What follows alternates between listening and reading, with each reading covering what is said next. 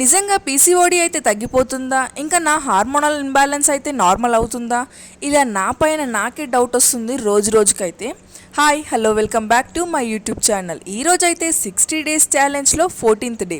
ప్రతిరోజు కన్సిస్టెన్సీగానే వర్కౌట్స్ అయితే చేస్తున్నాను, ఫుడ్ అయితే తీసుకుంటున్నాను. కానీ ఏదో ఒక మూలన మాత్రం ఆ భయం నన్ను వెంటాడుతూనే ఉంది. నాకున్న ప్రాబ్లమ్స్ అయితే రివర్స్ చేసుకుంటానో లేదో, వాటిని తగ్గించుకుంటానో లేదో అనేది నాకైతే చాలా అంటే చాలా భయం వేస్తుంది. ఈ ఫేజ్లో ఇది కామన్ అని నాకు తెలుసు, కానీ ఎక్కడో మాత్రం ఈ భయం నన్నైతే వేధిస్తుంది. మీరు కూడా ఇలానే బాధపడితే ఎలా ఓవర్కమ్ చేశారు? ఇంకా పీసీఓడి, హార్మోనల్ ఇంబ్యాలెన్స్ ఉంటే న్యాచురల్గా ఎలా తగ్గించుకున్నారు? వీటి గురించి అయితే మీరు ఎలా ఏం చేశారో నాకైతే కొంచెం అయితే కామెంట్ బాక్స్లో చెప్పండి. వాటిని చూసి నేను కూడా కొంచెం ఫాలో అవ్వి మీకు కూడా అది చెప్పేస్తాను. నేను ఫాలో అవుతున్నది, మీరు నాకు చెప్పేది కూడా అన్నీ చూసి నేను చెప్తాను మీకు వీడియోస్లో.